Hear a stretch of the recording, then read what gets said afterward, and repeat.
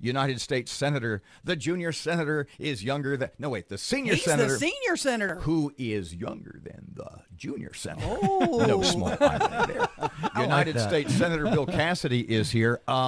Before we get into the opioid stuff, a little bit more on specifically gun control, and it's the Stop School Violence Act. Tell us about that and what you favor and what you're against, and sort of just tell everybody where you stand. So a couple things. Again, the Stop School Violence Act is trying to make schools harder. If you look at the Nicholas Cruz in Florida, he went up to a second-floor window, I'm told, and tried to shoot down upon the playground, but the second-floor window was bulletproof, and so it could not go through. Adam Lanza, when he went to Sandy Hook, he couldn't get in the door, so he shot out a window and he walked in. If there had been a bulletproof window at Sandy Hook, as there was in Florida, then Adam Lanza could not have gained entry to the school. So if we can make the schools safer, and we're sorry to have to do that, but nonetheless, if we can make them safer, then we can protect children, and we need to protect children. All paid for by federal money, because our state's broke, as you know. There's a huge slug of federal money. I can't tell you the exact sum off the top of my head, but a huge slug of federal money that's available for states and school districts to pull down to help retrofit, if you will, these schools. The opioid crisis. You've introduced several bills with regard to harsher penalties.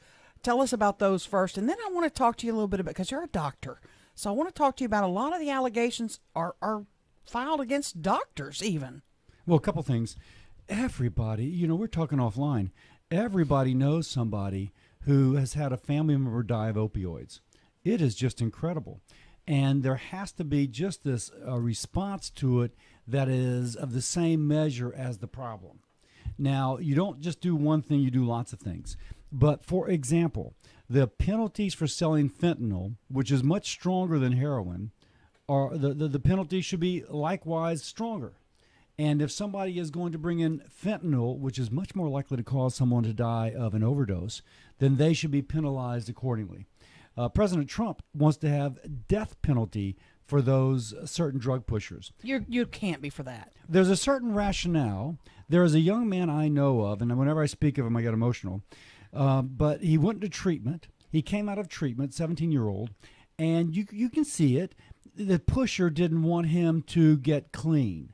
So the pusher searches him out, and when he emerges from treatment, gives him drug laced with fentanyl. He's used to heroin. He dies of an overdose the day after leaving treatment. Now, if that was premeditated, that's premeditated murder. Now, that is something that we as a society have to think about. And it does seem, now, you're right, maybe it's manslaughter, but there should be some penalty commensurate with the fact that you're causing someone's death. What about the accusations that some doctors have been over-prescribing opioids for years, and that we should address that as well? There's two aspects to that. There's so-called pill mills, a doctor that might move between Arkansas, Mississippi, Louisiana, and Texas, and you walk in, give them $500, and you walk out with 4 prescriptions. So we've got to shut down pill mills. That's been an ongoing effort. Louisiana has done a very good job of putting our systems together so as to be able to work with law enforcement and shut down pill mills. That's a good thing. Second thing, though, is that some physicians will just routinely write for more than they need to. There's a study recently in which patients go into the same emergency room, same condition, but seeing 2 different doctors. One would walk out with a 3-week prescription, and one would walk out with a 3-day prescription of opioids. If you have a genetic predisposition to addiction, you go in not an addict, and 3 weeks later you are. And so we've got to address that, and that's the other thing we're doing. Let me ask you this, because this hurts my heart a lot too. Just last week delivered Easter baskets to several local agencies, including Hope Connections for homeless folks, Christian Services, and I saw a lot of people milling around. Vast majority of them need recovery help. They need help getting off of their drugs. I know one of your measures is addressing that. We need more money for that. Is that coming? Yes, there is, and there's actually 2 pots of money, one going to communities and to agencies. That's been the money that's been getting out. And there's another pot of money going to the state. there's been a lag time in getting both regulations written on the federal level and states applying, and that money will be coming. There's hundreds of millions available for that, and it is to make sure that there's treatment, but that the treatment is also good.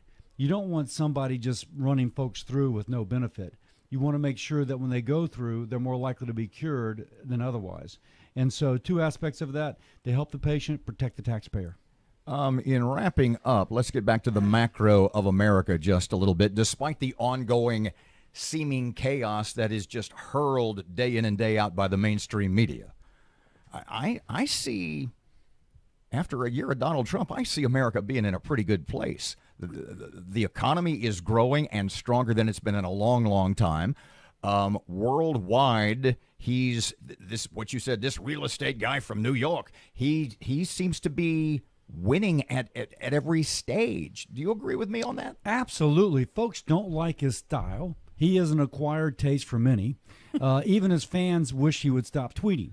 On the other hand, we have almost record low unemployment, which means record high employment of veterans. We have record low unemployment of African Americans, record low unemployment of Hispanic Americans. We have the economy growing roughly 2 times higher than it was over the last 8 years. We have wages starting to grow. People who've been unemployed for years getting back into the job force. He wants to have American energy dominance. So there's now gas wells opening back up in the Haynesville. There's a big oil development down in central Louisiana. That puts Americans back to work. You go through DeSoto Parish, they clearly have a tax base from their natural gas. It also puts money back into municipal government to provide services. So Trump, you may not like his style. And in fact, if you poll, do you like Donald Trump? 50% of the people say no. Do you like his policies? 60% say, yes, I like his policies. Mm-hmm. So they like his policies.